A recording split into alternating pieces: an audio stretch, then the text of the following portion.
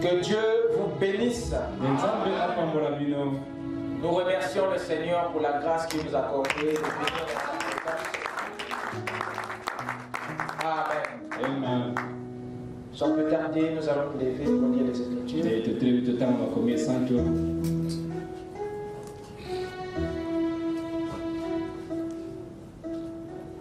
Nous allons commencer la lecture dans le livre des Romains. Romains chapitre 8. Le verset 2. Ensuite nous irons dans Apocalypse 1 verset 18.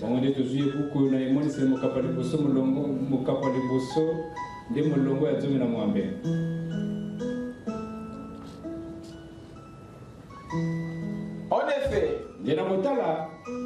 la loi de l'esprit de vie en Jésus-Christ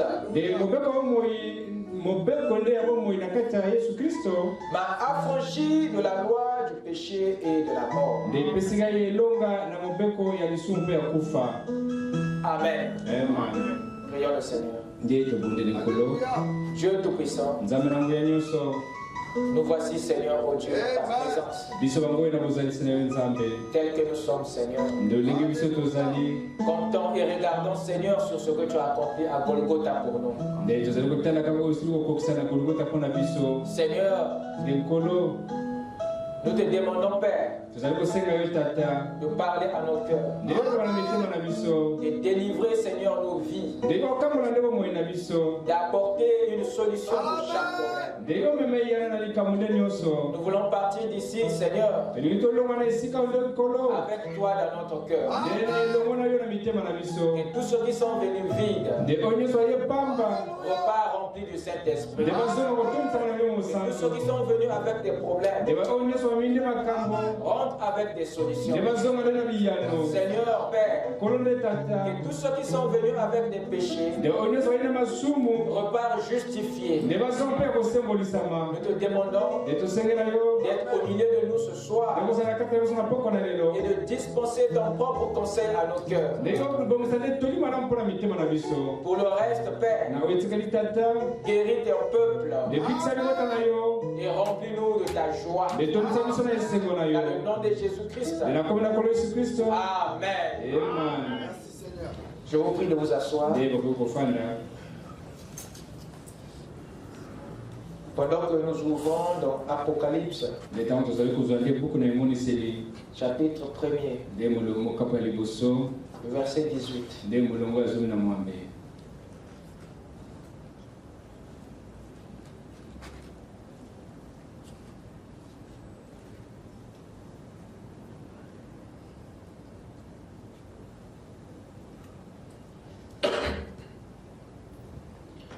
Je suis le premier,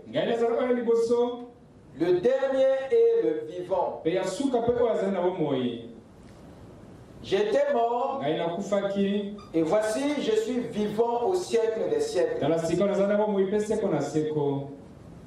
Je tiens les clés de la mort et du séjour des morts. Amen. Amen.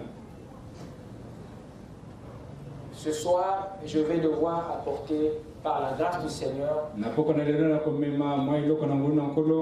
la dernière partie qui m'était restée sur la bouche le mardi passé. Amen. Je presse vraiment d'emboîter la clé de David. Mais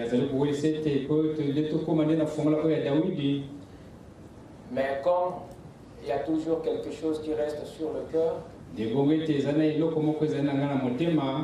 on est parfois obligé d'écouter la voix de l'Esprit. Il se peut aussi qu'il y ait parfois quelqu'un qui n'avait pas saisi et que Dieu veut qu'il comprenne pour qu'il se joigne à nous dans la marche spirituelle.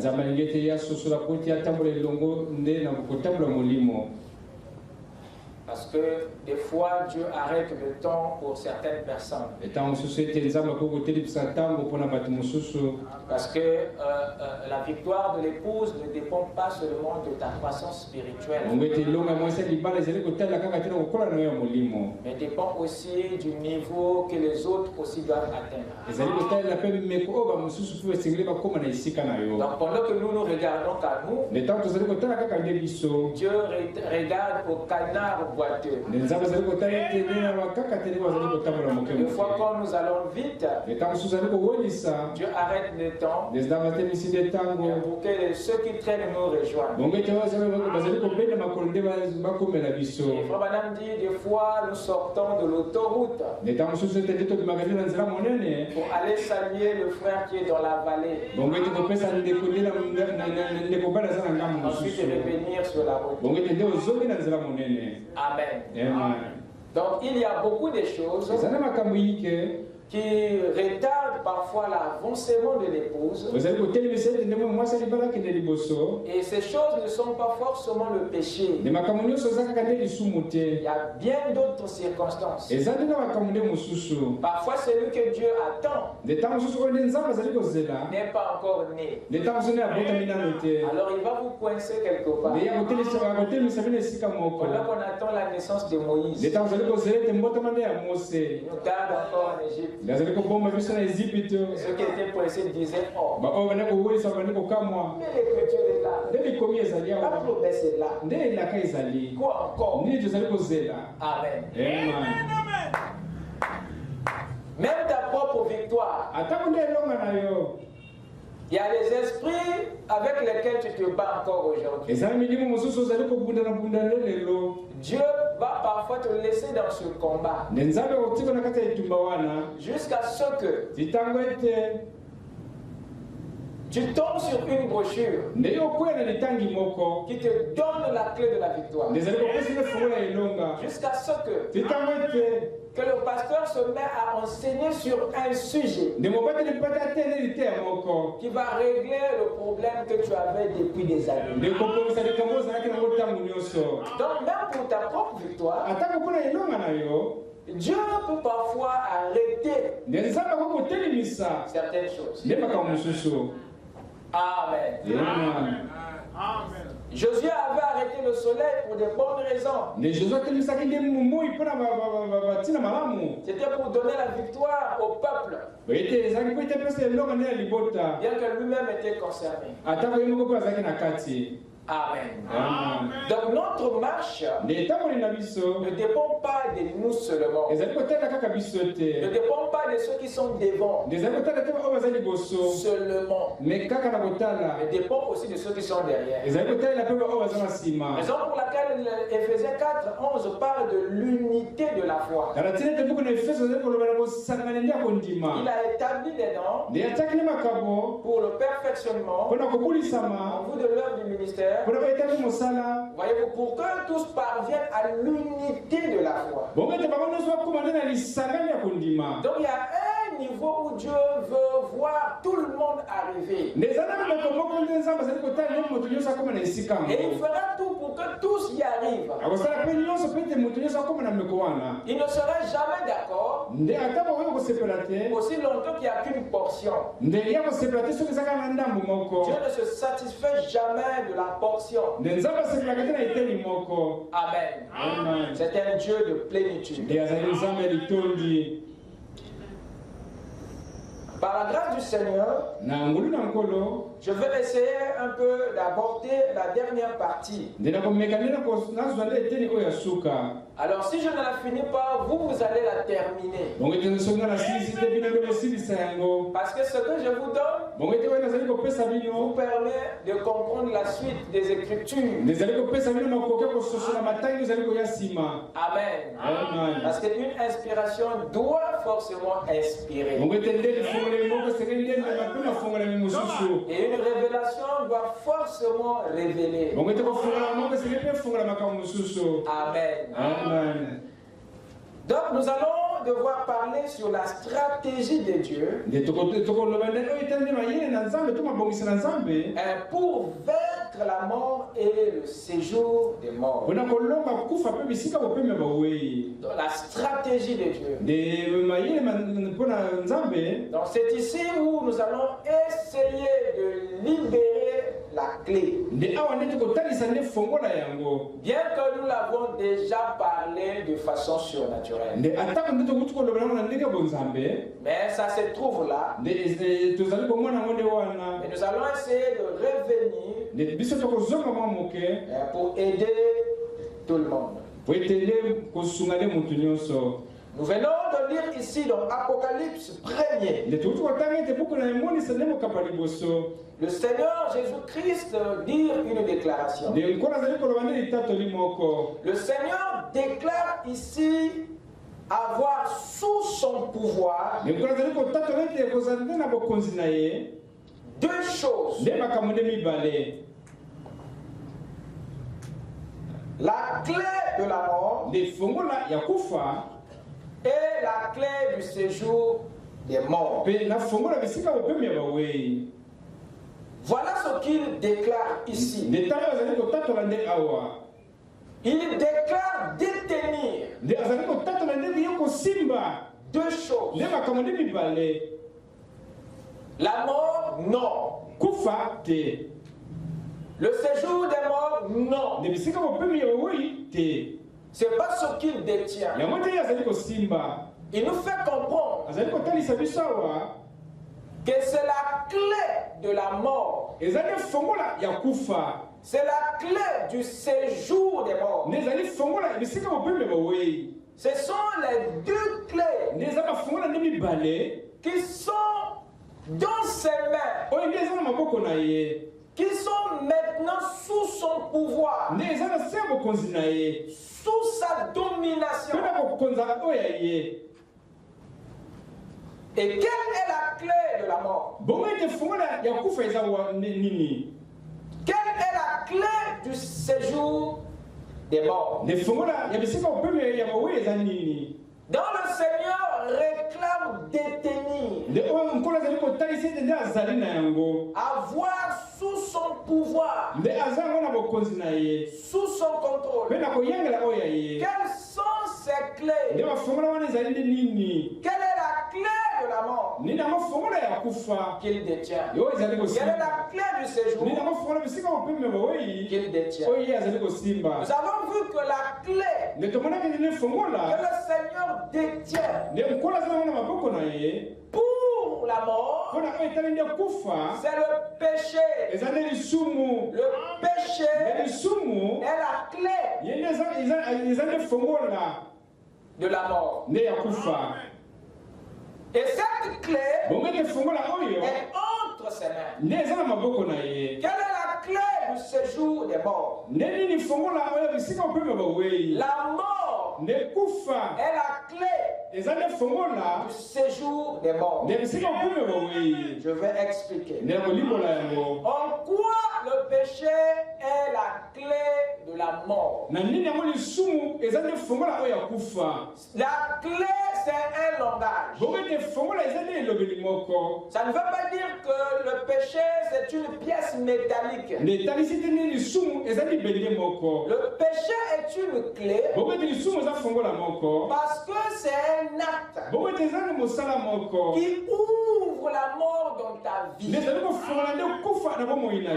active, qui interrompt la vie dans ta vie. Il donne accès. Le péché te donne accès à la mort. Il t'introduit. Le péché t'ouvre la porte.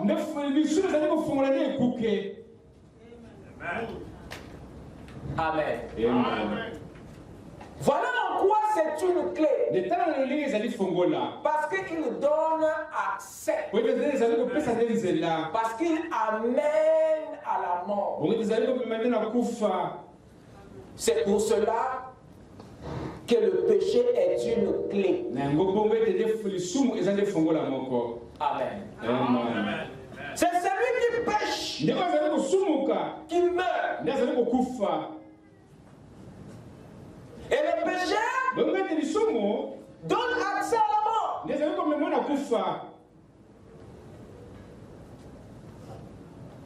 En quoi la mort est la clé du séjour des morts?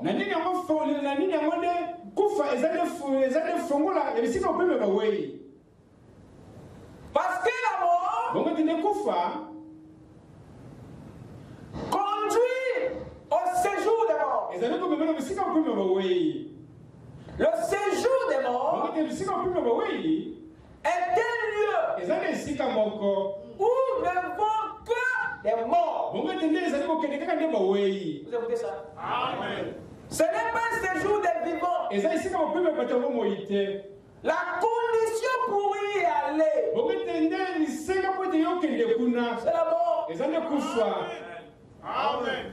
Le péché mène à la mort, mais la mort elle-même mène au séjour des morts. Ne peut mourir que celui qui pêche, et ne peut aller au séjour des morts que celui qui est mort. Vous avez écouté ça? C'est bien dit. Ne peut mourir que celui qui pêche. Et ne va au séjour des morts que celui qui est mort. L'un te donne accès à ceci et l'autre à cela. Voilà pourquoi l'esprit utilise le langage des clés. Ce n'est pas pour dire que c'est des bonnes clés que tu dois utiliser. Non. Non. C'est des clés négatives.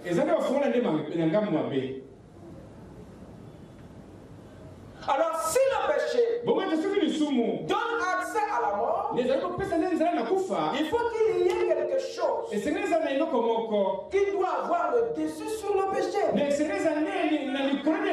Si la mort donne accès au séjour des morts, il faut qu'il y ait quelque chose qui doit avoir le dessus sur la mort. Il y a la clé de la clé et la clé des clés. Je peux entendre la main. Comme le péché ne nous donne pas le contrôle, le dessus sur la mort, c'est pas une bonne clé.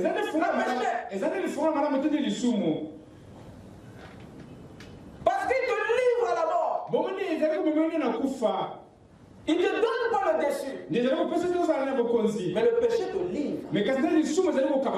C'est par le péché que la mort te réclame légalement.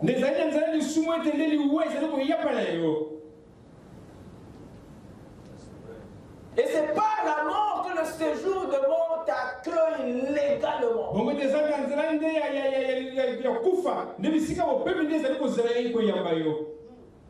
Ce ne sont pas des bonnes clés. À aucun moment, mon frère, À aucun instant où le péché te donnera le dessus sur la mort. Non. Mais il nous faut une clé supérieure à celle-là pour vaincre. Pour vaincre la mort, tu dois avoir quelque chose de plus puissant que le péché. Pour vaincre le séjour de mort, il faut que tu aies quelque chose de plus fort que la mort. Amen. Voilà pourquoi c'était si difficile pour la race déçue d'Adam d'avoir le contrôle. C'était tellement impossible de gagner étant pécheur, de gagner étant mortel.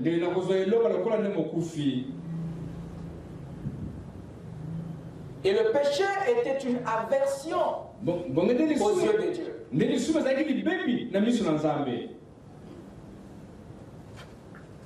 Dieu ne pouvait pas tolérer.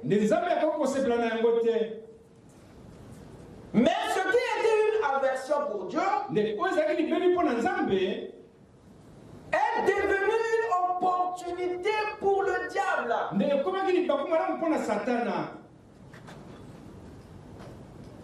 Lorsque Lucifer a péché, parce que la mort est la pénalité de tous ceux qui pêchent. Que ce soit les anges, que ce soit les hommes. L'âme qui pêche, c'est celle-là qui doit mourir. Quand Lucifer a péché, automatiquement, il a activé la mort. Et Lucifer est devenu l'ange de la mort.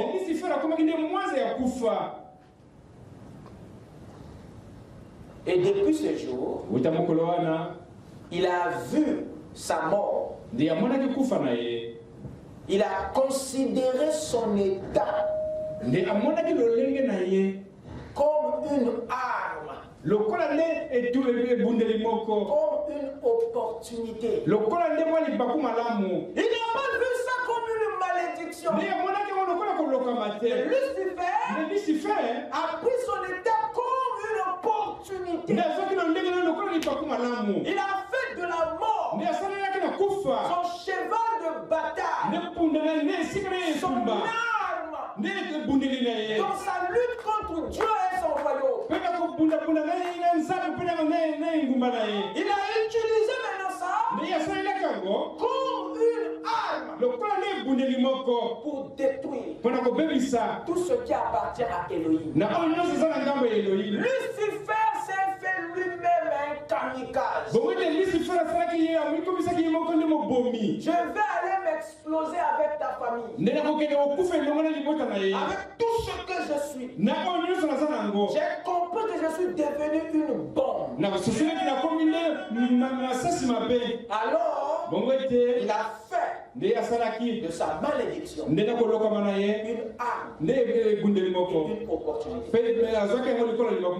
Voilà pourquoi il poursuit la race humaine pour les détruire avec ce qui est en lui. Quelqu'un peut dire amen? Amen. Il a fait de la mort son arme, son instrument, sa clé pour offrir la mort aux hommes à partir de ce qui est en lui. Amen. Alors remarquez, Dieu savait que Lucifer, avec tout ce qu'il est devenu, il est une menace pour la race humaine. Dieu devait l'arrêter, devait le poursuivre. Lui, Lucifer, de la manière qu'il poursuit le péché, Dieu ne pouvait plus séparer le péché de Lucifer. Il ne pouvait plus séparer la mort de Lucifer. Alors comme il était devenu la mort, comme il était devenu le péché, parce qu'il voulait maintenant répandre sa nature sur toute la terre, pour donner une bonne leçon à Elohim, Dieu devait le poursuivre. Parce que ses empreintes étaient des germes de la mort et du péché. Amen. Il a adopté son état. Il a adopté sa mort comme une arme de combat. Et c'est avec ça qu'il s'oppose à tout l'héritage de Dieu. Alors partout où il part, Dieu doit le contrôler. Lorsque le moment était arrivé, Dieu ne pouvait pas poursuivre d'abord la mort parce qu'elle avait trouvé logement dans cet ange. Voilà pourquoi il l'a poursuivi en enfer. Il était le tabernacle de la mort. Bien que l'homme était aussi souillé par la mort, bien que la mort travaillait aussi dans l'homme, mais le berceau, le vrai tabernacle, c'était Lucifer. Dieu devait poursuivre le gisement avant de régler avec son fils. Mais le gars se cachait en enfer pour ne pas perdre son âme. Il était devenu le protecteur de la mort. Et l'homme était devenu la victime de la mort. Il y a celui qui protège pour continuer à répondre. Et il y a une victime. Amen. Dieu, quand il est venu, il a dit ok, je vais rendre visite au vrai tabernacle. Parce que c'est lui qui était derrière toutes les empreintes. Allons-y dans Hébreu 2. Hébreu chapitre 2.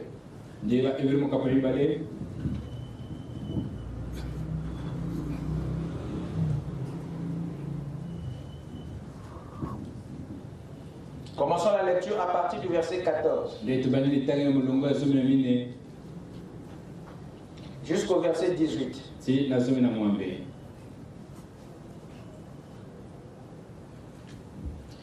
Écoutez ce que Paul dit. Ainsi donc, puisque les enfants participent au sang et à la chair, il a également participé lui-même, afin que par la mort, il anéantisse celui qui a la puissance de la mort.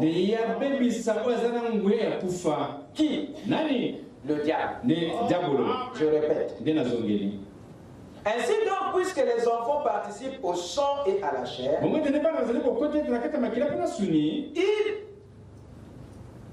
il a également participé lui-même, afin que la mort, par la mort, il anéantit celui qui a la puissance de la mort. Cette mort dont nous parlons avait une puissance. Et cette puissance était auprès de quelqu'un. Cette puissance était entretenue, alimentée par un esprit. Donc celui qui maintenait la terre dans la rébellion, c'était lui. Amen. Amen. Et il dit ici, c'est-à-dire qui? Le diable. C'est lui qui a la puissance de la mort. Il avait quelque chose, une nature qui enflammait, qui alimentait, qui pérennisait la situation de la terre. Et qu'il délivra tous ceux qui, par crainte de la mort, étaient toute leur vie retenus dans la servitude. Car à ce moment, ce n'est pas à des anges qu'il vient en aide, mais c'est à la postérité d'Abraham.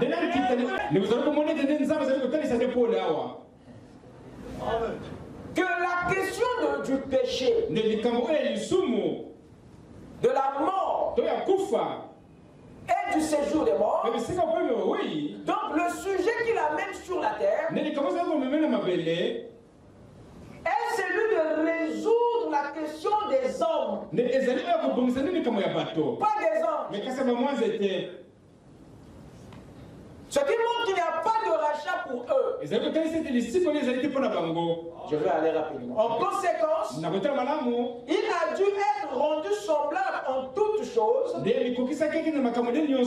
ses frères, afin qu'il fût un souverain sacrificateur miséricordieux et fidèle dans le service de Dieu pour faire l'expiation des péchés du peuple. Car ayant été tenté lui-même dans ce qu'il a souffert, il peut secourir ceux qui sont tentés. Quelqu'un peut dire Amen? Amen. Vous savez, Dieu était obligé de porter la peau des blaireaux pour résoudre notre situation. Notre problème ne pouvait pas être réglé en dehors de la chair. Vous savez pourquoi? L'homme n'avait pas péché en esprit. C'est dans la chair qu'il a péché. Lorsqu'il était dans la théophanie, il n'avait brisé aucune loi. Mais c'est quand la théophanie est venue dans la chair, c'est là où l'homme a péché. Une fois dans le corps, c'est là où il a péché. Mais avant le corps, il n'avait pas péché. Vous savez ça? Comme le péché s'est fait dans le corps, on ne peut pas résoudre ça en dehors du corps. Vous écoutez ça? Maintenant, il y a un problème. Il y a un problème. Dieu, quand il crée les choses, il crée les anges. Il arrive au niveau des anges.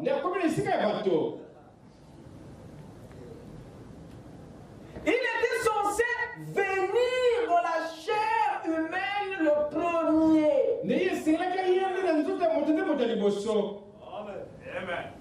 Mais Dieu a refusé de venir. Est-ce que toi tu sais que le premier esprit à venir dans le corps, c'est pas Dieu? C'est toi. Tu ne m'entends pas bien. Je dis. Le premier esprit, la première théophanie qui est venue dans la chair même, c'était pas Dieu. Dieu s'est retenu. Il a refusé. Il connaissait les réalités de la chair. Il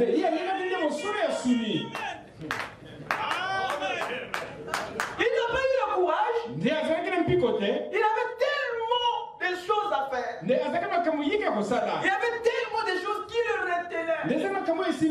Oh, Dieu est trop sage. Il a refusé de venir le premier dans la chair. Il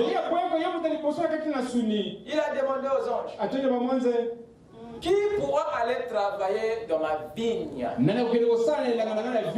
Parce que notre Dieu, c'est un homme qui a deux fils.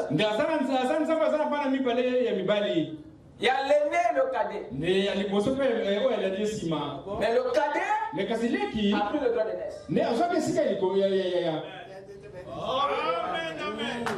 Un homme avait deux fils. Il dit au premier, mon fils va travailler où? Dans ma vigne. Le premier refusa. Et quand le premier a refusé, il se tourna vers le second. Il dit la même chose. Celui-là accepta avec joie, mais ne partit pas. Alors le premier, qui avait ouvertement dit non, il eut la condamnation. Comment je peux dire non aux ordres de mon père? Comment je vais désobéir? Il a eu la condamnation. Et il partit exécuter le travail du Père ou dans la vie. Remarquez, les instructions et les ordres étaient donnés dans le palais. Celui qui était le maître du palais,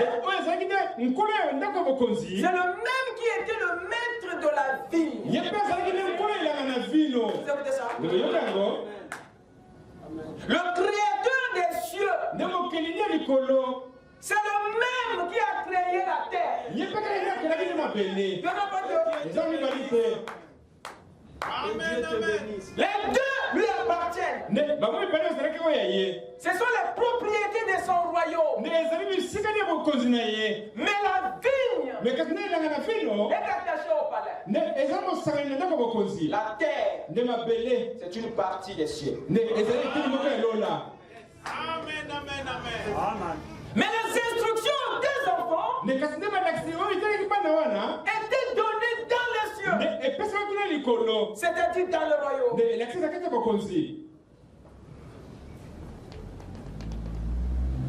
Il a dit à l'homme, est-ce que tu peux descendre sur la terre pour aller travailler sur la terre? Les amis, les conditions dans les cieux étaient tellement... Il faisait tellement beau au ciel. Il faisait tellement beau dans le palais. L'homme a dit, j'abandonne les vêtements royaux, les habits des princes, la théophanie, pour descendre dans la vigne et porter les habits des paysans. Tu dis, papa, je suis prince. Dans la vigne, c'est le boulot des serviteurs. Papa a dit, sauf que dans la vigne, c'est pas les serviteurs que je veux voir, c'est les fils. Alors m'a dit non. Moi je n'abandonnerai pas la gloire. Je n'abandonnerai pas la présence. Je ne quitterai pas les cieux pour aller sur la terre. Parce qu'il savait les réalités de la vigne. Et il ne fait pas beau dans la vigne. Les conditions ne sont pas les mêmes. Vous savez ça? Vivre au ciel et sur la terre, c'est pas la même chose. À moins que le ciel te vienne sur la terre. C'est le seul ventilo qui peut te mettre à l'aise sur la terre. Comme ça, l'atmosphère céleste sur la terre. Voilà pourquoi Dieu devait créer l'Éden. C'est le point de contact pour rafraîchir Adam. Vous avez ça? Il dit à l'homme, je ne peux pas partir. Moi, je ne peux pas perdre la gloire, la théophanie. Je dis non. Non. Ok, d'accord. Dieu s'est tourné aux anges. Il dit, mon fils, qu'est-ce que tu en penses? Pourras-tu descendre travailler dans ma ville? L'esprit des serviteurs ne dit pas non. Toujours oui. Même quand c'est non. C'est ça le cœur d'un serviteur. Comme les anges, c'est les serviteurs. Il a dit oui. Mais la Bible dit il n'est pas descendu. Mais il ne s'est pas repenti. Il n'a pas eu la condamnation. Il y a un problème. Il y a eu la condamnation. Mais il y a un autre qui n'a pas eu la condamnation. L'état de cœur n'est pas pareil. Voilà pourquoi quand un ange tombe, il est récupérable. L'autre a eu mal au cœur. Vous savez pourquoi? La repentance, c'est une nature qui est en Dieu. Et Dieu ne prêche la repentance à ses enfants. Parce que les enfants de l'étranger ne peuvent pas se repentir. C'est indépendamment d'eux, ils ne peuvent pas. C'est pas en eux. La Bible dit, et Dieu se repentit. Donc il nous prêche ce qu'il vit lui-même. Dieu te demande de te repentir sur tes péchés. Parce qu'il connaît c'est quoi la repentance. Il sait ça. Parce que c'est une expérience que lui-même a vécue. Il s'est repenti un jour. Et il connaît ce que c'est. Quand il te demande de te repentir, tu sais quel bien fondé il y a là-dedans. Amen. Le premier a dit non. Comment je peux faire ça? Comment je peux me conduire? Non, je dois partir. Il a eu la condamnation. Il s'est repenti parce qu'il avait la nature de son père en lui. Tu as accepté de venir sur la terre parce que tu as l'image de Dieu en toi. Et l'autre n'en a pas. Les anges ne sont pas créés à l'image de Dieu. Mais c'est toi qui as été créé. L'image, c'est la nature, c'est le caractère. Donc tu ne peux qu'aimer les mêmes choses que Dieu. Voilà pourquoi tu fonctionnes comme ton père. C'est ça la ressemblance. Fonctionne comme. Et l'image, c'est les caractéristiques. Amen. Il a accepté et l'homme s'est retrouvé sur la terre. Le premier esprit qui est venu dans la chair humaine, c'était pas Dieu. Le père est resté dans le palais. Il a envoyé le fils. Amen. Alléluia. Et quand le fils vient dans la vigne, ce n'était pas pour venir s'asseoir. Les ordres étaient bien clairs. Va travailler dans ma vigne. Or, le père ne peut pas envoyer le fils aller travailler s'il n'avait pas prévu les conditions de travail. Raison pour laquelle vous remarquerez que dans toutes les vignes de l'Orient, il y a trois choses. Il y a la clôture, ce qu'ils appellent par la haie. Il y a la tour et il y a le pressoir. Il y a trois choses qui ne manquent jamais dans les vignes. Vous écoutez ça? C'est le père qui avait pris les dispositions.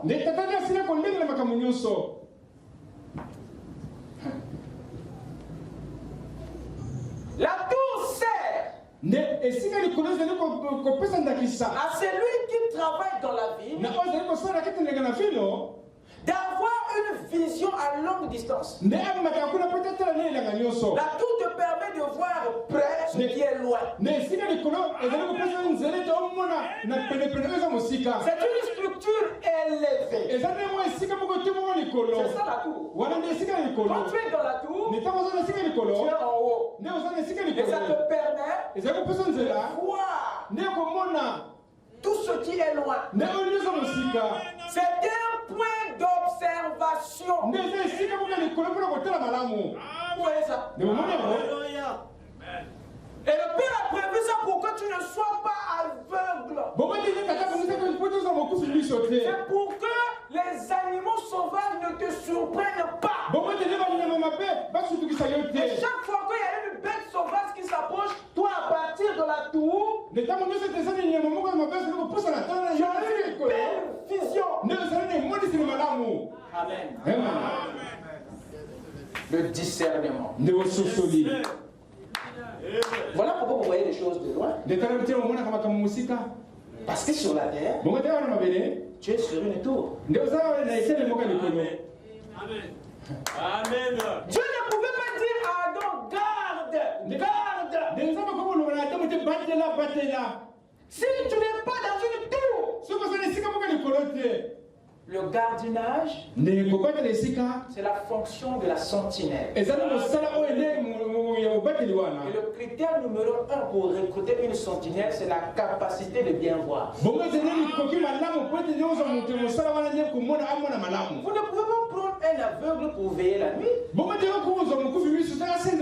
sentinelle doit être en mesure de bien voir la nuit et le jour. Parce que le moment où le diable visite, c'est le temps du soir. Le temps où les voleurs visitent, c'est toujours vers le soir. Il fallait que tu aies des yeux qui fonctionnent bien la nuit comme le jour. La capacité de vision. La vision, c'est le critère numéro 1 d'un gardien. Donc quand tu dis à Adam garde, ça veut dire qu'il avait la vision. L'œil qui lui permet de voir de loin. Il doit avoir une tour pour regarder. Deuxième élément, la haie, la clôture. Sur la terre, il y a des endroits que Dieu ne veut pas que tu arrives. Il y a des choses qu'il ne veut pas que tu fasses. Alors il te donne la parole, qui est la clôture. C'est lui qui contrôle ta liberté. De peur que tu t'associes avec les bêtes sauvages, les mauvaises personnes. Vous avez compris ça? Comme le serpent. Alors, il ne faut pas te dire que non, le message, la parole, il y a trop de lois et tout de contrôle. Et c'est la clôture. Les jours où tu tomberas par la bouche, c'est là où tu apprécieras la clôture. Tu comprenais que la parole me protégeait. C'est la clôture. Oh non, vous là-bas, vous dites la parole, comment tout ça? Tu ne peux pas faire ce que tu peux faire, tu ne peux pas embrasser, tu ne peux pas. Il y a trop de lois, on fait pas ceci, c'est quoi cette affaire? Est-ce que pour le message? Je te donne 2 minutes. Tu viendras me donner des bonnes nouvelles. Toutes ces lois, ce n'est pas pour te coincer la vie. Les principes de la parole, ce n'est pas pour te menacer. Non. Dieu te donne les principes. Il te donne les lois. Il te donne la parole. C'est pour protéger la vie qu'il a mis en toi. Parce que si tu ne vis pas d'après les lois, tu ne vieilliras pas. On t'enterrera au milieu du jour. Voilà pourquoi les pères enterrent les fils. Parce que les fils ne veulent pas de la clôture. Vous les jeunes, vous les young people, vous les jeunes filles, vous les jeunes frères, vous ne voulez pas le contrôle. Vous ne voulez pas la parole. Vous voulez évoluer. Vous voulez une liberté sans principe. Dieu avait donné le libre arbitre à l'homme. Mais en dehors de cela, il lui a donné un ordre. Tu es libre, mais quand ta langue ne touche pas. Mais pourquoi tu m'as donné un libre? Non, le concept de la liberté, vous avez un faux. Il n'y a pas une liberté sans principe. Je parle à moi-même. Comment ça? Tu me dis que je suis libre? Tu m'as interdit encore de me parler ici. Oui, c'est ça la liberté. Dieu fait ça pour protéger ta vie. Jeune homme, si tu veux vieillir, avoir les âges de ton père, reste dans la clôture.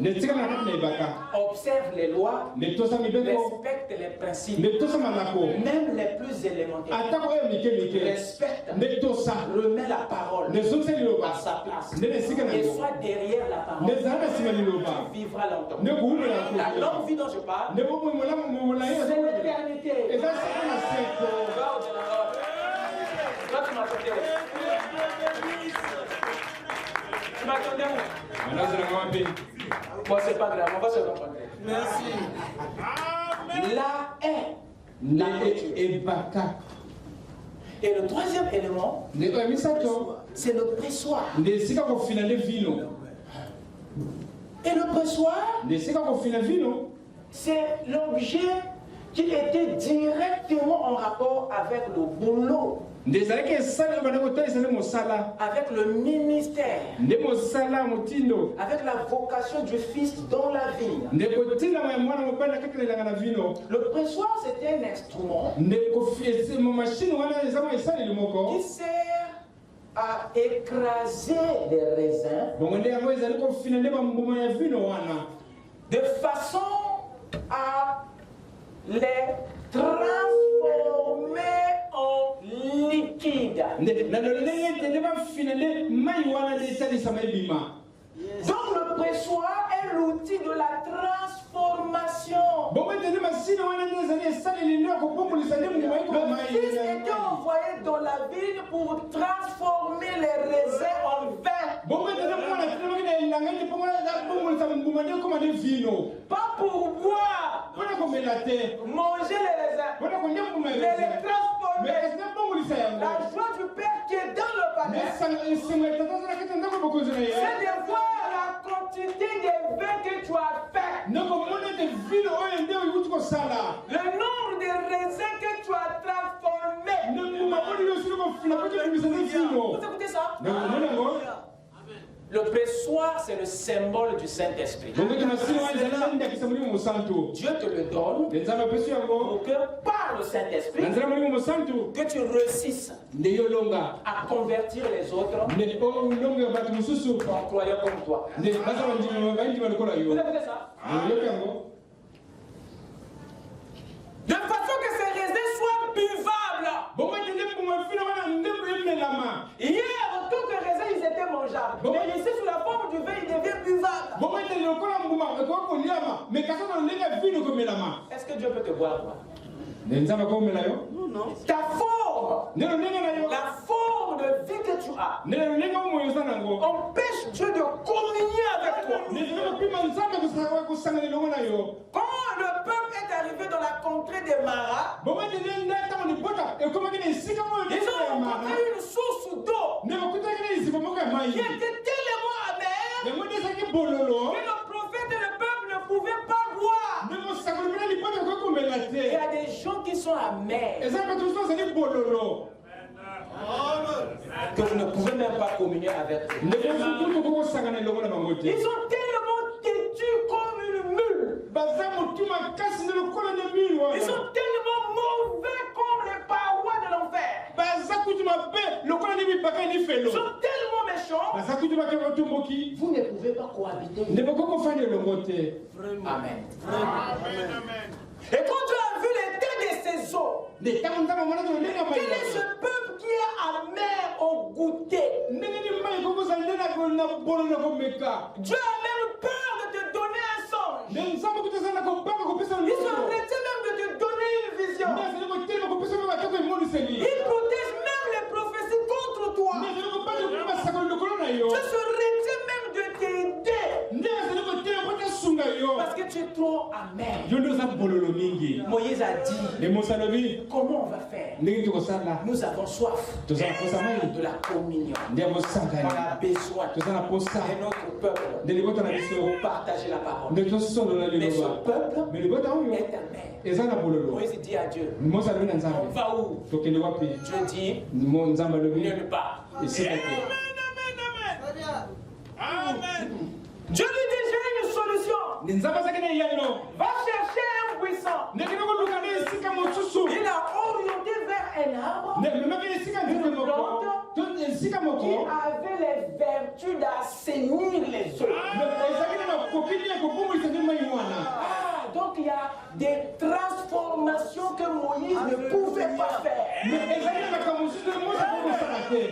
changements que Moïse ne peut pas faire. Il y avait un ministère que Moïse ne pouvait pas accomplir.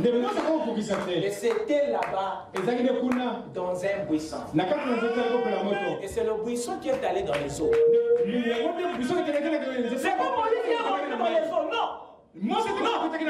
C'est le buisson qui est rentré dans les eaux et qui a rendu les eaux buvables. Je veux que ce soir tu sois ce buisson. Sois ce buisson qui en contact avec les gens peut les transformer. C'est pour ça que tu es ici à Ténès.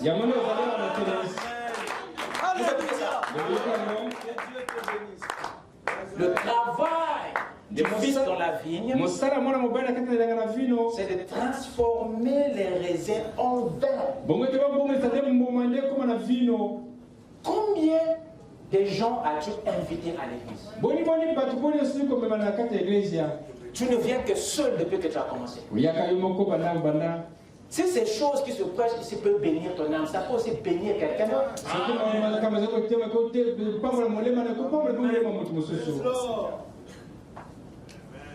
Je crois que c'est le prophète qui le dit, ou bien c'était le pasteur qui disait, ne venez jamais à l'église main vide. Cette déclaration n'a rien à voir avec l'argent. Non. Quand tu viens seul, tu viens main vide. Mais quand tu viens avec quelqu'un, tu viens avec une main pleine. Et Dieu bénira la main qui est pleine. À celui qui a. Et toi, tu viens seul. Il y a un problème. Amen. Merci. Merci. Alors que tu as le pressoir en toi, le Saint-Esprit a été donné pour convaincre les gens de leur péché, pour qu'il y ait transformation. Il faut que les autres deviennent comme toi. Dites Amen. Mais quand Adam est arrivé dans la vigne, un accident s'est produit. Il est tombé dans la vigne. Il s'est mis à manger les raisins qu'il était censé transformer.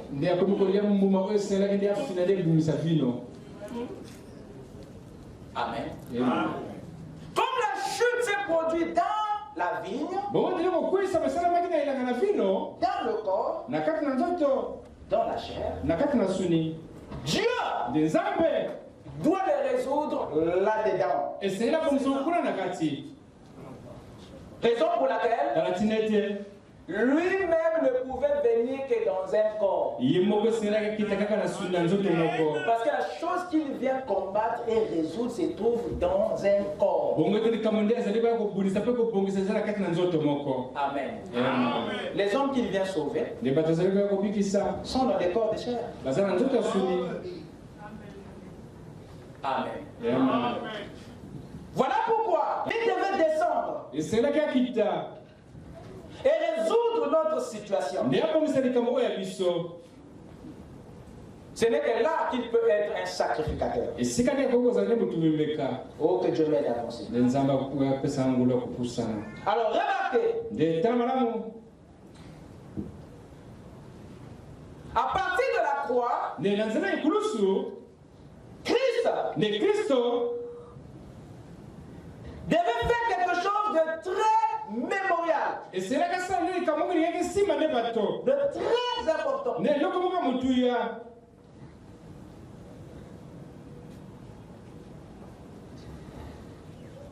En mourant à la croix, il a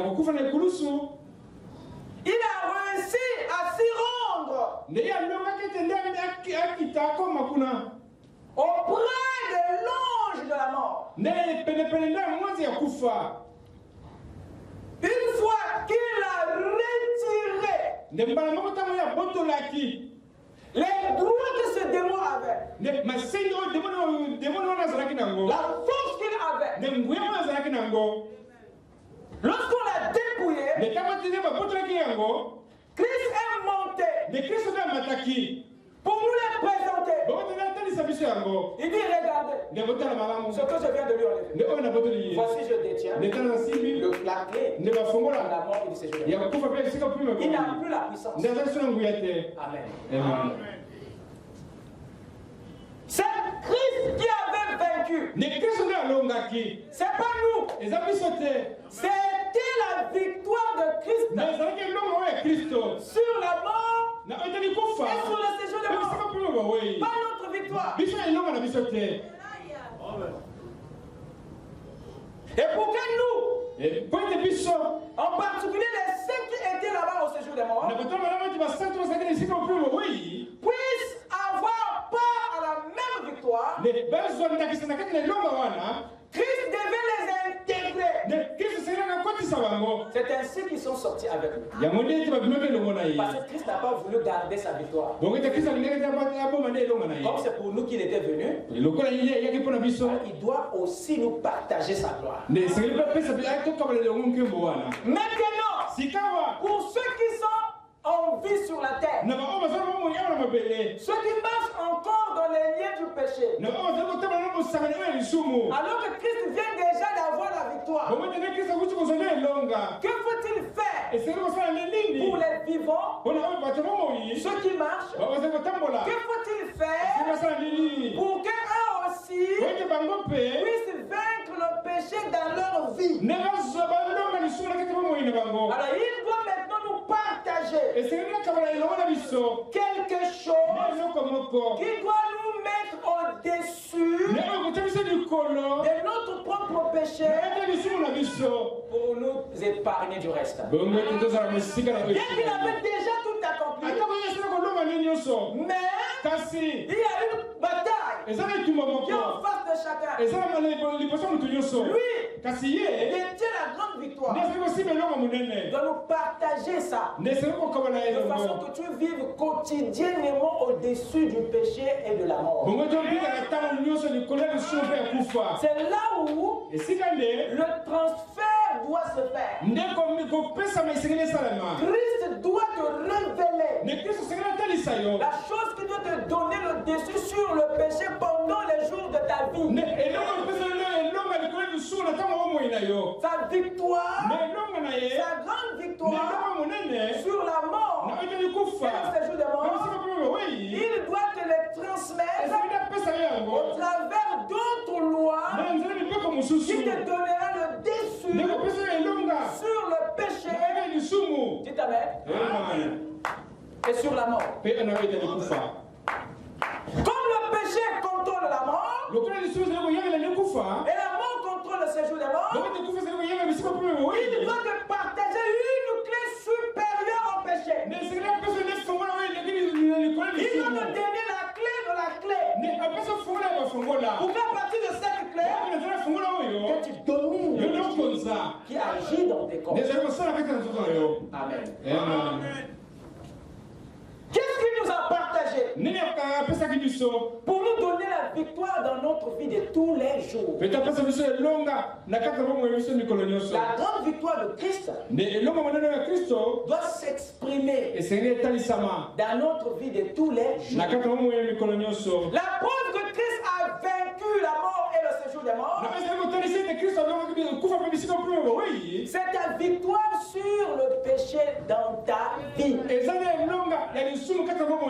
La manière que tu gères ta vie, la manière que tu combats ton péché, la manière que tu affrontes tes erreurs, tes défauts, tes petits péchés, la manière pour toi de vaincre tes défauts et tes péchés est la preuve de la grande victoire de Christ dans ta vie.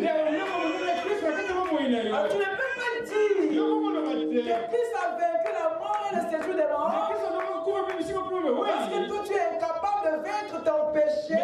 Vous écoutez ça? Amen. Je parle là. Amen. On peut avancer. Amen. Il doit par conséquent libérer quelque chose qui va nous aider dans notre vie de tous les jours. C'est vrai. Si tu meurs, tu ne vas pas au séjour des morts. Grâce à ce qu'il a fait. Si tu meurs, tu ne vas plus dans les temps de feu. Grâce à ce qu'il a fait. Mais entre-temps, tu vis dans un corps. Entre-temps, tu vis sur la terre. Ces pressions-là, Dieu veut que tu puisses aussi les vaincre. Tu goûtes, tu expérimentes la grande victoire de Christ par ta petite victoire sur tes péchés. Raison pour laquelle la preuve que lui l'a vaincu, c'est ta victoire. Je répète, la preuve que lui l'a vaincu, c'est que toi aussi, tu vas avoir la victoire dans tes petits combats. Amen.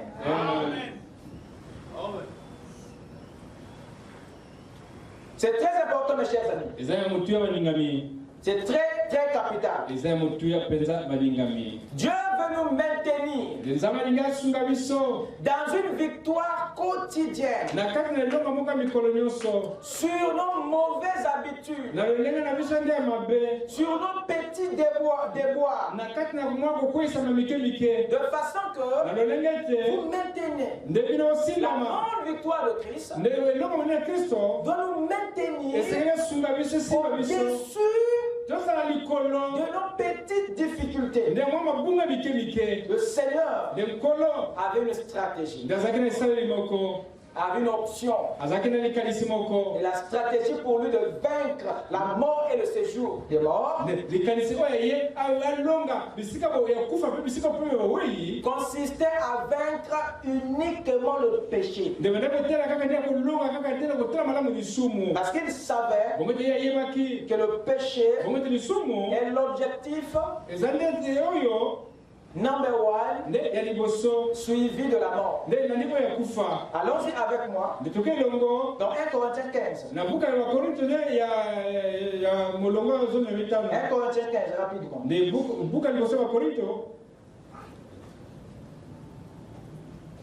Prenons le verset 25 à 26. Vous êtes avec moi? Vous êtes déjà fatigué? Non. 1 Corinthiens.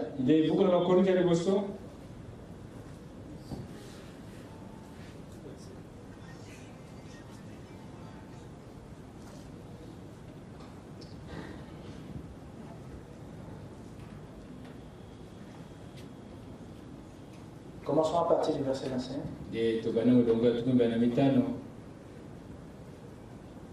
Écoutez ce qu'il dit ici. Car il faut qu'il règne. Qui? Christ. Jusqu'à ce qu'il ait mis tous les ennemis sous ses pieds. Vous voyez? Il y a plusieurs ennemis qu'il doit mettre sous ses pieds. Prenez le verset dessus. Il dit le dernier ennemi qui sera détruit, c'est quoi? C'est la mort. Alors si la mort est le dernier ennemi,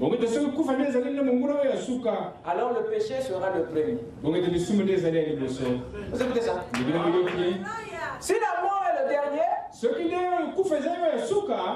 dans la liste, ça veut dire qu'il y a un premier ennemi. Et le premier, c'est le péché. C'est lui qui a produit les restes.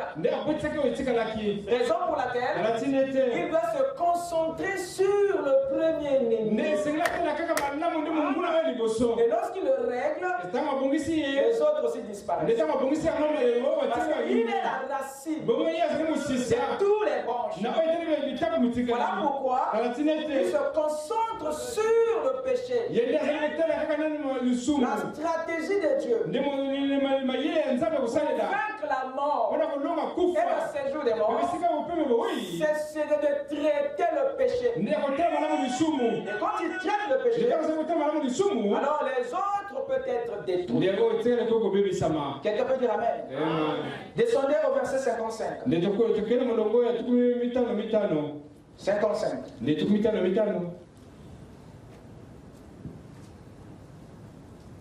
Il dit ceci. Oh mort, où est ta victoire? Vous écoutez ce mot? Ça veut dire que la mort avait une victoire. Donc ça faisait tellement de décennies que la mort était champion. Qu'elle avait gardé sa victoire depuis la chute d'Adam jusqu'à la venue du Seigneur. Et quand le Seigneur a retiré sa victoire, c'est là que Paul insulte maintenant la mort. Où est ta victoire? Donc le dessus que tu prenais sur nous, ton aiguillon là est où? Oh mort, où est ton aiguillon? Ça veut dire que la mort est maintenant désactivée. Tu peux maintenant jouer avec elle. n'a plus rien qui peut te frapper. La mort est repartie au lit. Comment? On l'a simplement dépouillé de son aiguillon. Parce que la force de la mort, c'était le péché. Quand tu donnes la force à la mort, tu donnes à la mort le droit de te frapper. Quand tu pêches, tu donnes à la mort l'autorité de t'ôter la vie. Virgule, légalement. Et quand il n'y a pas de péché, la mort est sans force. La seule chose qui affaiblit la mort, c'est la justice. Amen. L'aiguillon de la mort, c'est le péché. Ah, vous voyez, le péché, c'est la loi de la mort. La mort tue par le péché. Si tu règles le péché, si tu t'abstiens du péché, tu es libre de la mort. Et la stratégie de Dieu pour résoudre le problème de la mort, c'est de traiter le péché. Parce qu'il est la source. Je parle à quelqu'un. Il dit les grâces soient rendues à Dieu qui nous a donné la victoire par notre Seigneur Jésus-Christ. Ça veut dire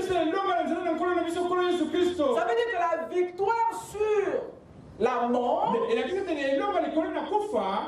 arrivée quand Jésus a réglé la question du péché. C'est ce que ça veut dire. Quand il a réglé la question du péché, nous avons vaincu la mort. Vous écoutez ça? Je vais aller vite. Qu'est-ce que le péché? Et comment est-ce que Christ va résoudre le péché en nous? D'abord, il faut que nous comprenions d'abord ce que c'est le péché. Pour saisir la dimension dans laquelle il a réglé ce problème. Le péché, c'est pas le vol. Le péché, c'est pas le mensonge. Le péché, c'est pas la fornication. Le péché, c'est pas la convoitise. Tout ce que je cite et tout ce que vous connaissez ne sont que les attributs du péché. C'est pas le péché lui-même. Ce sont que ses enfants. Vous écoutez ça? Car le péché lui-même, c'est l'incrédulité. C'est le doute. Vous écoutez ça? Or, le doute, c'est un état d'âme. Le doute, c'est l'état de votre âme. Le doute à la parole. Le doute, qu'est-ce que c'est? C'est la volonté du mal. Amen. La volonté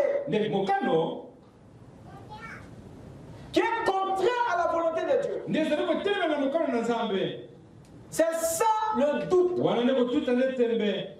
La volonté de faire le mal. La volonté de pécher. La volonté de voler. La volonté. Le péché, c'est pas le vol, mais ce qui te pousse à voler. Le péché, c'est pas le mensonge, mais le désir de mentir. Le péché, c'est pas la convoitise, mais le besoin de convoiter. C'est-à-dire ce qui est à l'origine de ce que tu fais. Ne voyez-vous pas qu'il est caché? La chose qui empoisonne notre vie est en plus profonde. C'est la racine de tout un baobab. Voilà pourquoi c'est pas facile de régler cette affaire. Parce qu'il est au niveau de la volonté, au niveau de l'âme. Il faut retirer le corps. Il faut retirer l'esprit. Rentrer dans l'âme et attraper cette volonté. Amen.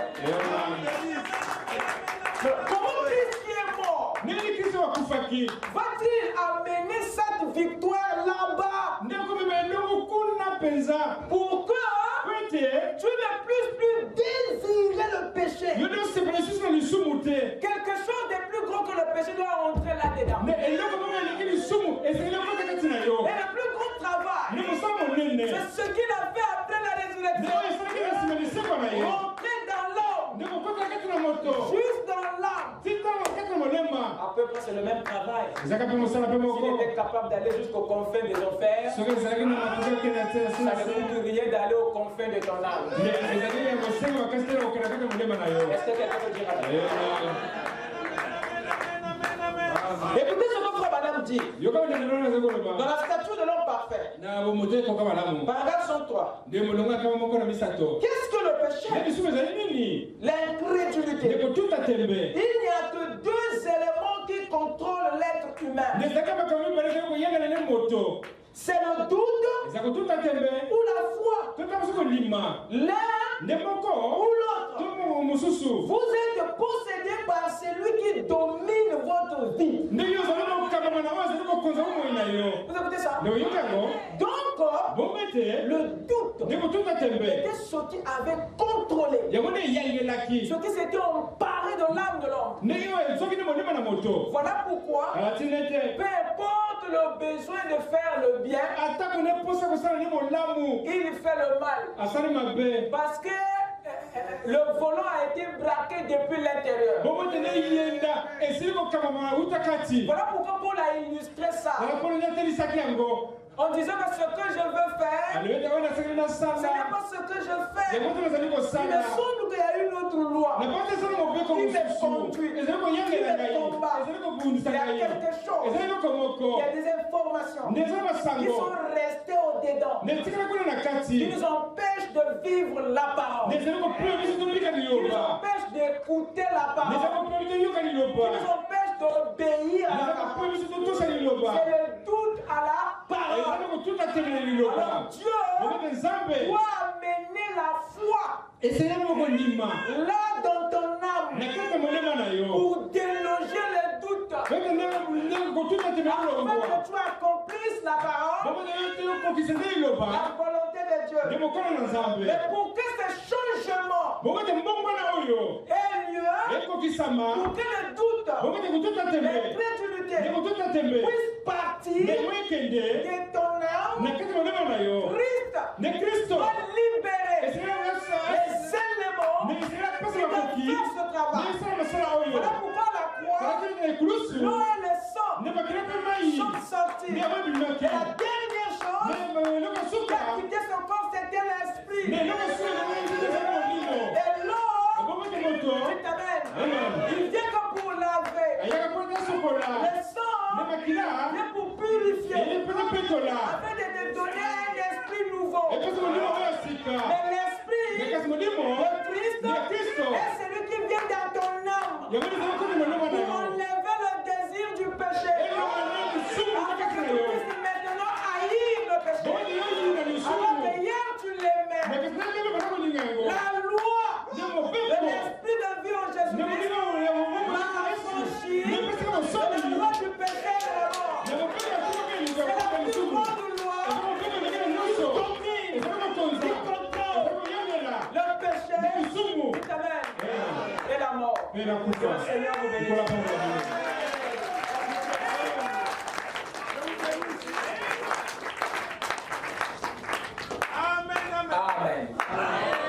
Amen. J'ai fini mon sujet.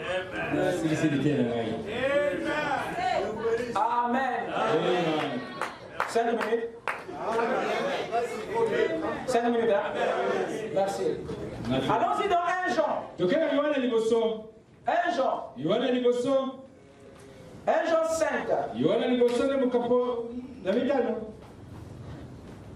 Je crois que chacun a sa Bible. 1 Jean chapitre 5. Commençons la lecture à partir du verset 6.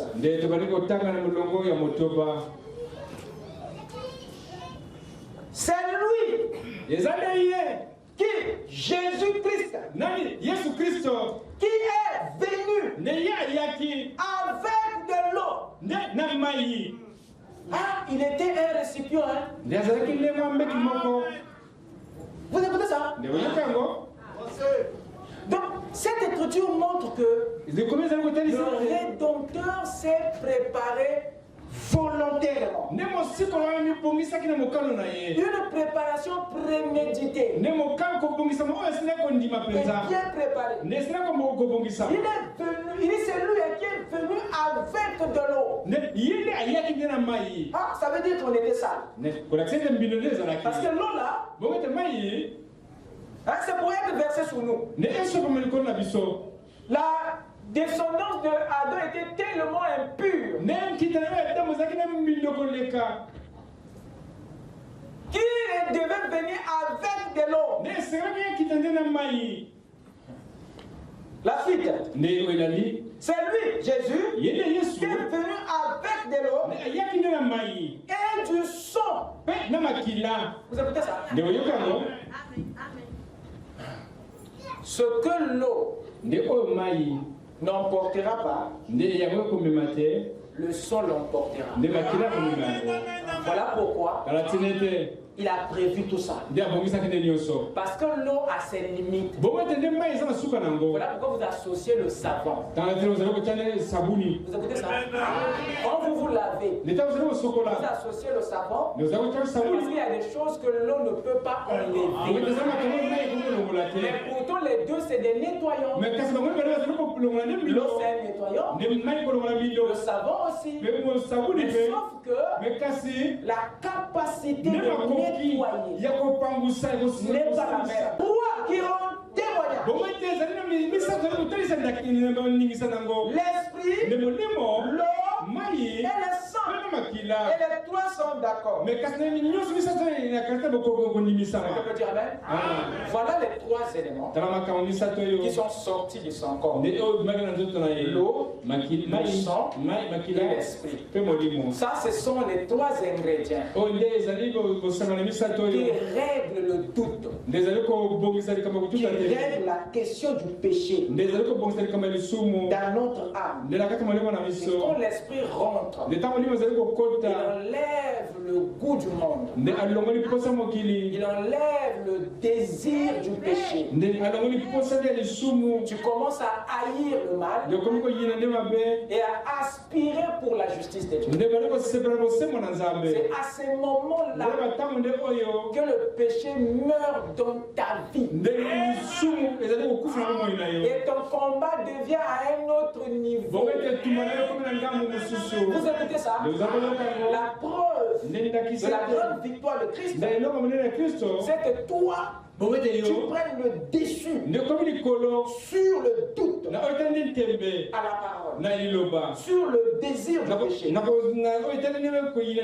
Alors tu apprivoises maintenant ton corps. Et le corps marche maintenant d'après la nouvelle vie de l'âme. Avant, l'âme remplie du doute amener le corps dans les boîtes de nuit, amener le corps dans la prostitution. Mais quand l'esprit rentre, enlève le doute et remplace la foi. La foi à quoi? À la parole. Et quand dit la parole dit que cela n'est pas bon. Comme ce qui est là dedans, c'est la foi à la parole. Tu crois ce que dit la parole et tu influences le corps de façon à s'aligner à ce que dit la parole. C'est comme ça que vous amenez à l'obéissance le corps que Dieu vous a donné, parce que la loi d'Hétéronome 1, l'obéissance est maintenant instaurée dans l'âme. Est-ce que quelqu'un peut dire amen? Lisons Frère Branham pour terminer.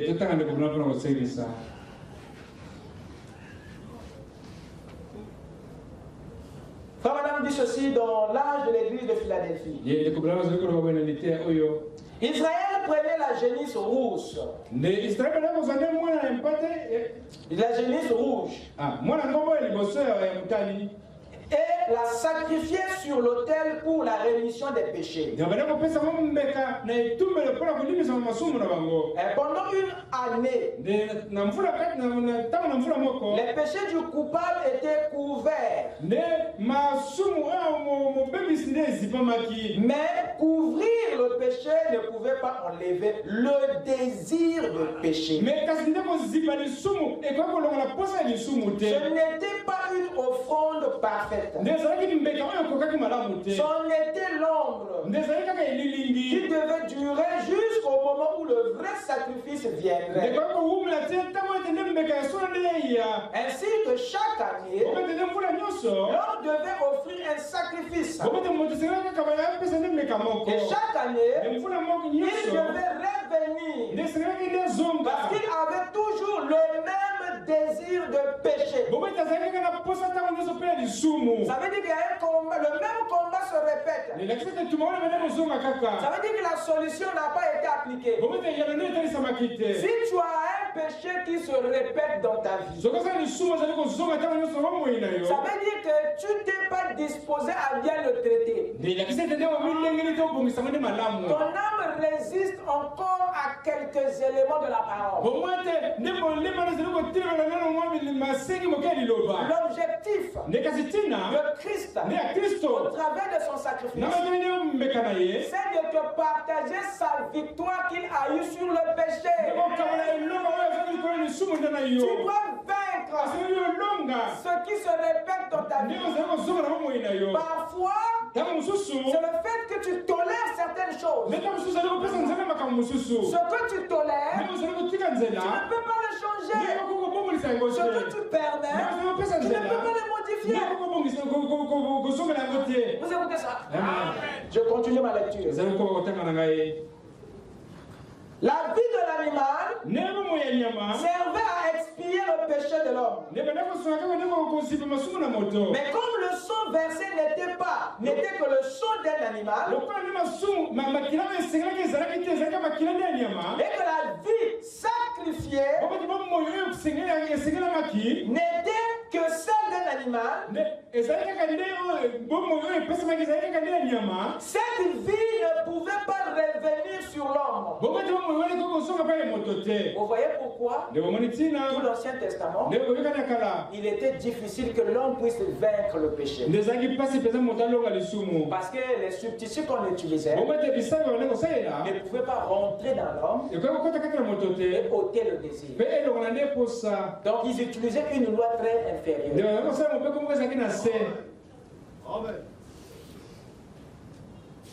Alors la vie qui était en Christ, et même si elle était revenue, la vie de l'animal, elle n'aurait pas été utile. Par contre, quand Christ, le substitut parfait, a été offert et que son sang a été versé, alors la vie qui était en Christ est revenue sur le pécheur repentant. Et comme cette vie était la vie parfaite de Christ, juste et sans péché, le coupable était alors libéré. Car il n'avait plus le désir de pécher.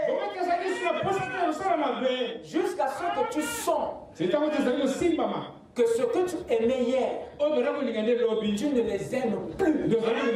Ça, c'est l'indicateur de ta victoire sur le péché. Vous écoutez ça? Il faut que tu puisses avoir maintenant une haine de ce que tu aimais hier. Mais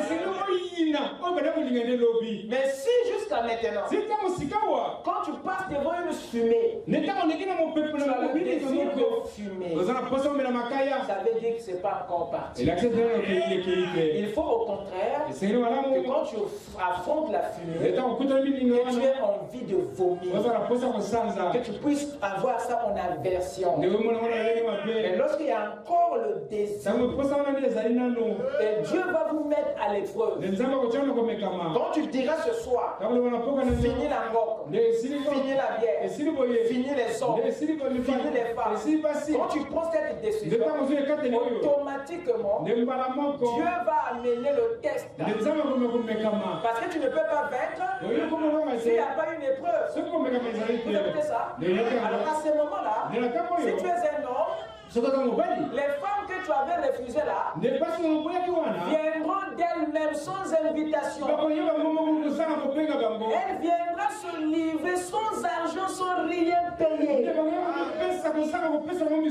c'est là où Dieu verra ton engagement à ce que tu as fait. Est-ce que tu vas aimer ça ou tu vas haïr ça? Mais beaucoup diront, Pasteur Yemo, comment t'as haï? J'étais pour moi là. C'est lui qui est venu me trouver. Allah, on comprend que tu as un problème. Dis Amen. Joseph, la femme de Potiphar était venue le trouver. Mais il est parti de là. Il n'a pas accepté.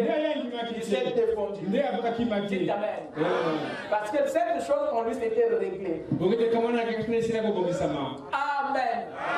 Si c'était les hommes, ils vont revenir avec beaucoup de services, avec beaucoup de dons. Il y a même celui qui te devait une grosse somme d'argent. Il va venir avec ça. Il y aura des opportunités, mais qui ne seront pas des opportunités, mais des tentations déguisées en opportunités. Fais attention. Ton engagement sera testé. Tu as pris la décision dans les eaux du baptême. À la sortie, le même homme viendra. Quand Jésus est sorti des eaux du baptême, le tentateur est venu pour voir si tu vas tenir. Mais si dans ton cœur, le doute a été réglé, tu vas vaincre l'épreuve. Et à ce moment-là, tu vas expérimenter la victoire. Je peux entendre un amen.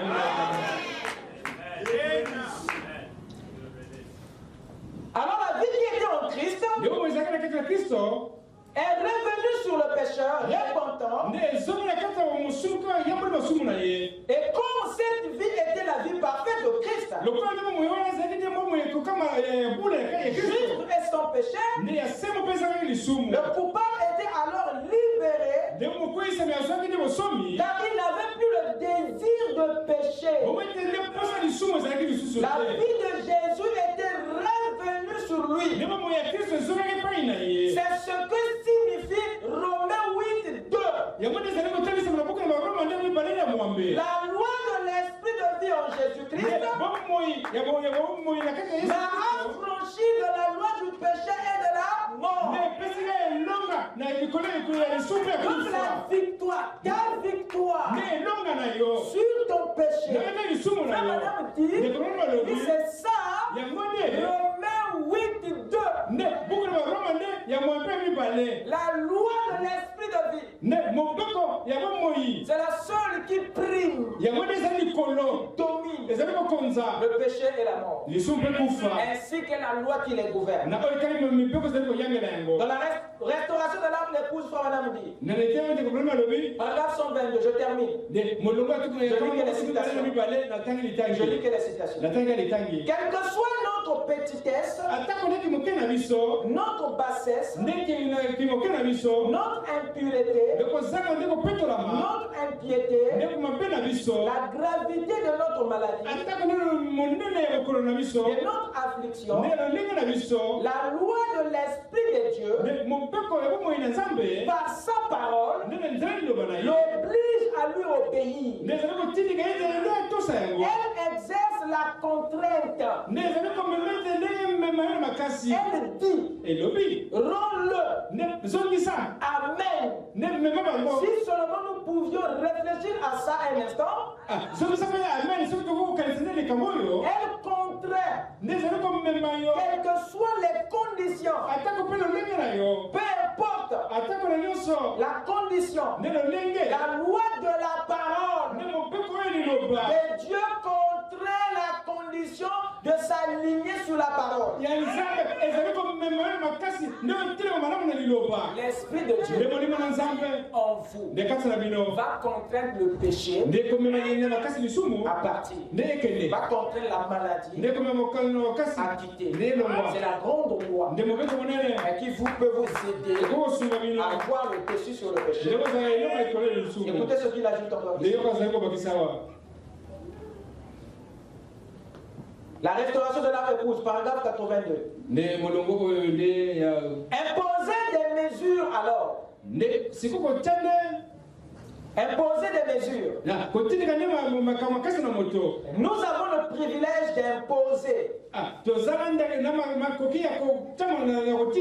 D'imposer à Satan. De nous remettre les droits que Dieu nous a donnés. Vous écoutez ça? Amen. L'Esprit de Christ, on voit en vous par le brisement de la cellule sanguine. Cet esprit qui est en vous peut faire ça. Faites ça. Sur base de cet esprit, vous pouvez imposer à Satan. Avoir une victoire sur lui. Laissez-moi terminer s'il vous plaît. Il dit, nous avons le privilège d'imposer à Satan. De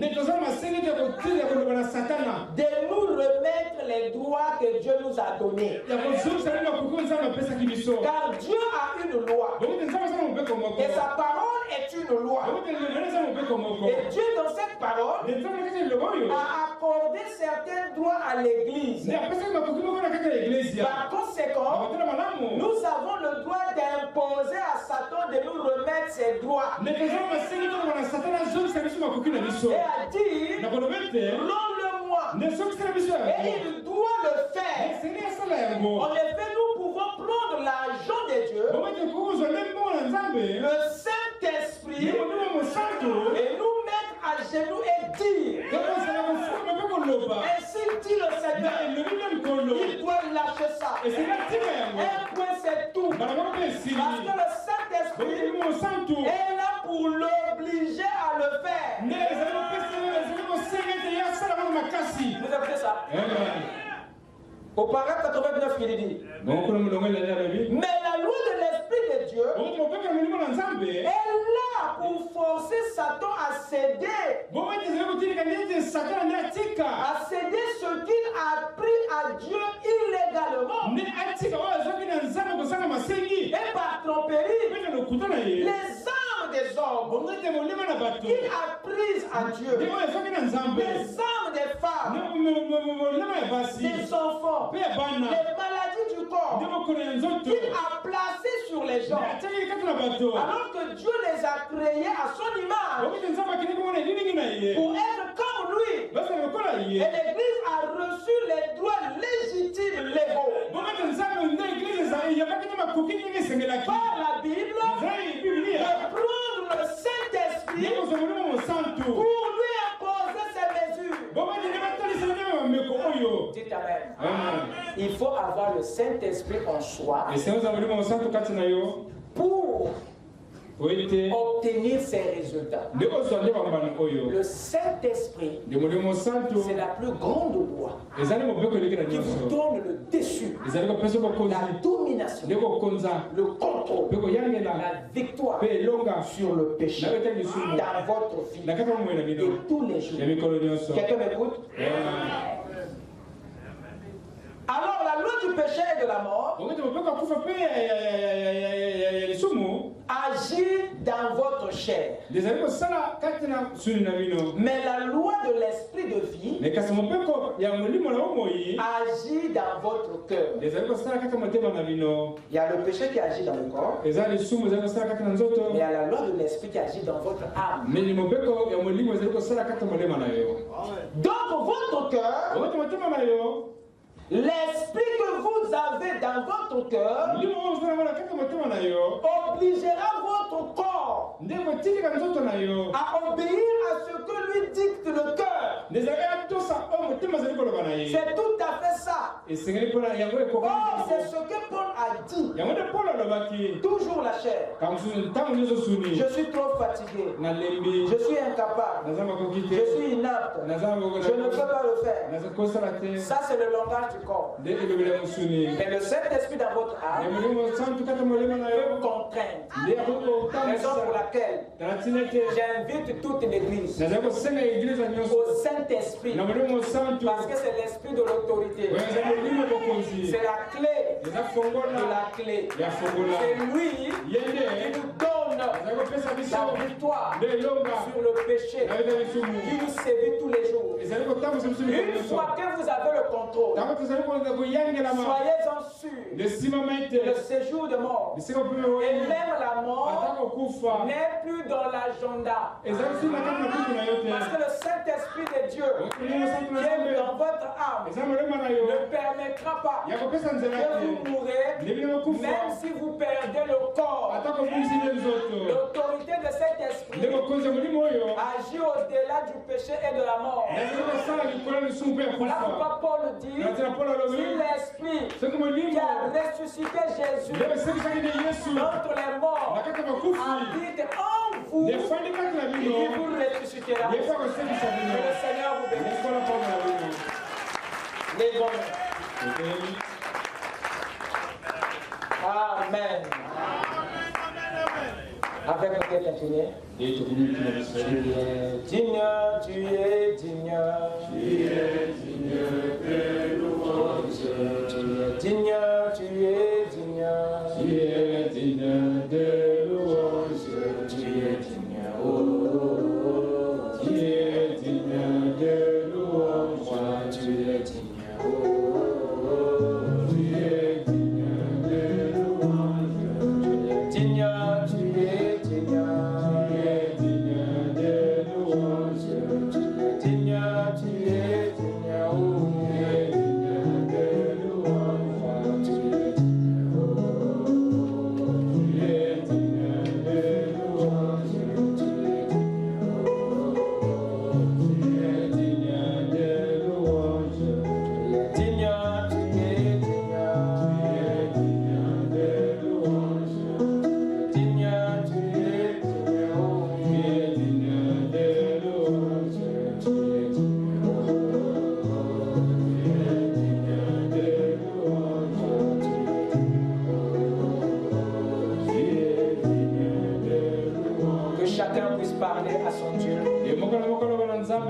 Dis à ton Dieu de venir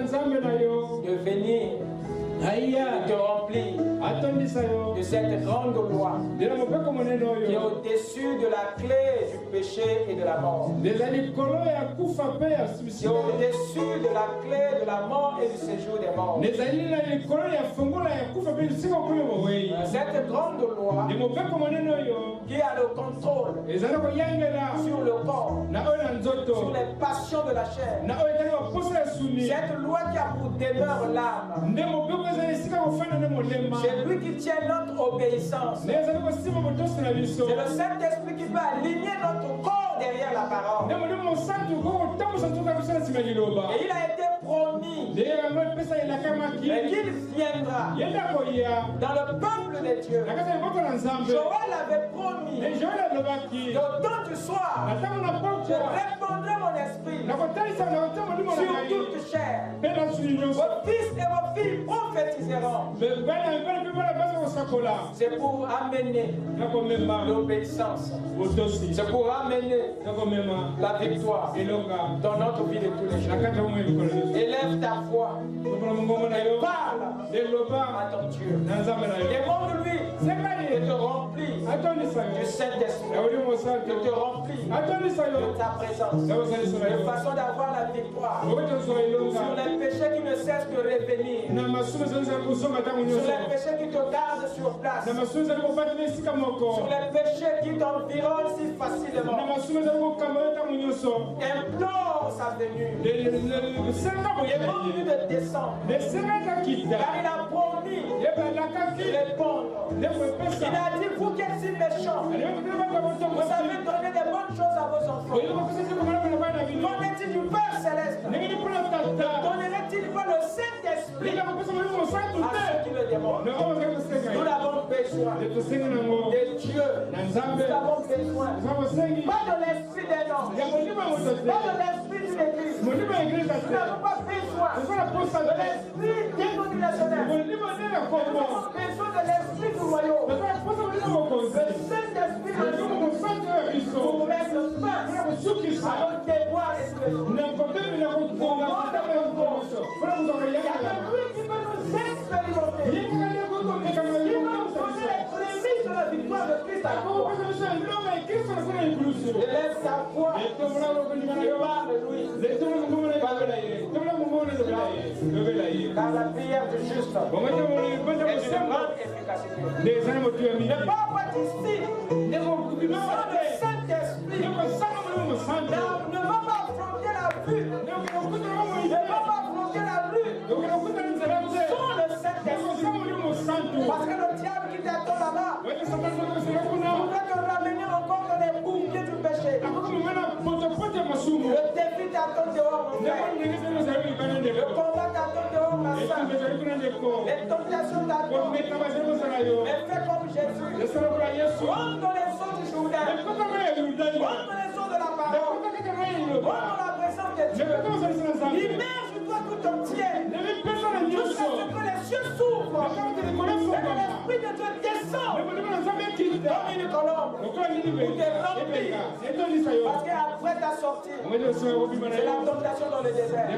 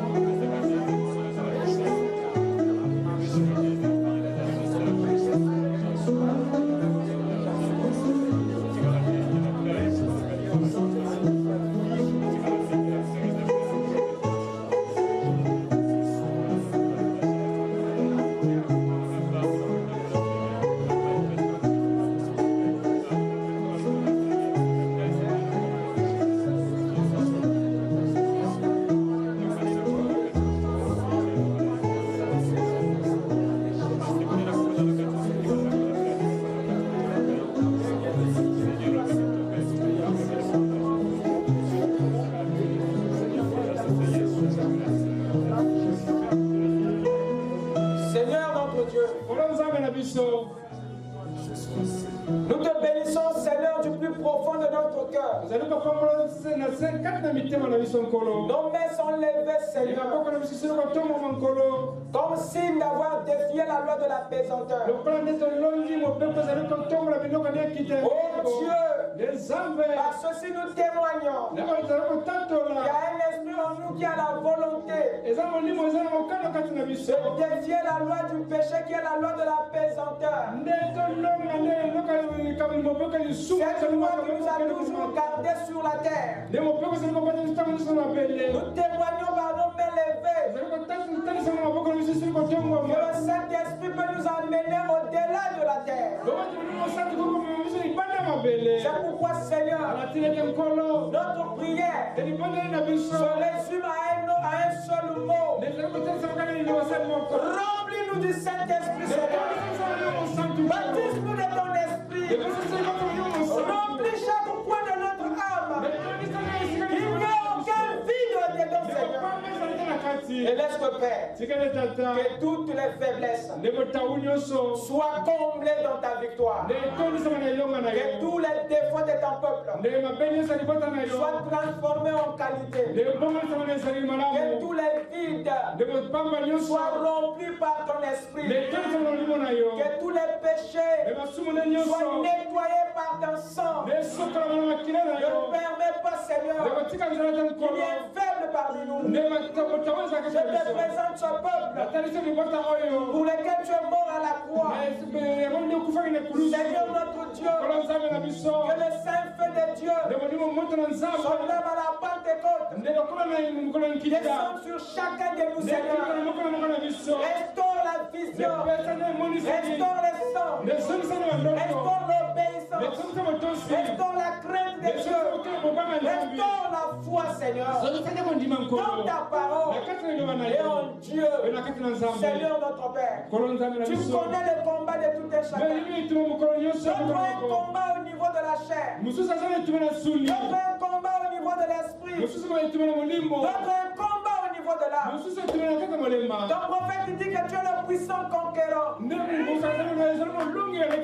parce que tu combats dans tous les différents types de terrains, Seigneur.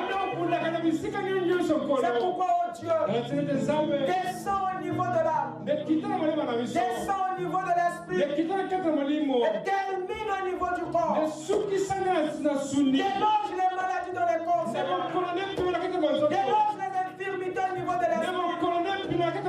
Déloge le doute qui est au niveau de l'âme. Et que la foi de Dieu, l'obéissance à la parole, vienne par le Saint-Esprit. Et que nous tous, Seigneur, nous expérimentons ta victoire. Que chacun puisse avoir le dessus sur les petits démons de sa vie. J'ordonne à toi, Satan, toi qui lis le peuple de Dieu, peu importe ton influence, que ce soit la maladie, que ce soit les envoûtements, je t'ordonne de plier tes bagages avec toutes tes infirmités. Je t'ordonne de quitter le peuple de Dieu. Qu'il soit guéri. C'est pour cela que Christ est mort. On a un rachat dans le corps et dans l'esprit. Seigneur notre Dieu, accorde-nous des moments de rafraîchissement. Donne la paix, Seigneur, à ton peuple, et que ton esprit ne puisse jamais les quitter. Accorde-le, Seigneur. Accompagne-les au travail, dans leur commerce. Sois avec nous dans les voyages. Bénis le travail de leur main, Seigneur. Et laisse que, oh Dieu, tu sois le rémunérateur et le consommateur de leur foi, Seigneur. Alors que nous nous abandonnons à toi, dans le nom de Jésus-Christ, nous t'avons ainsi prié. Amen. Que Dieu vous bénisse. Allez dans la paix du Seigneur. À nous revoir mardi.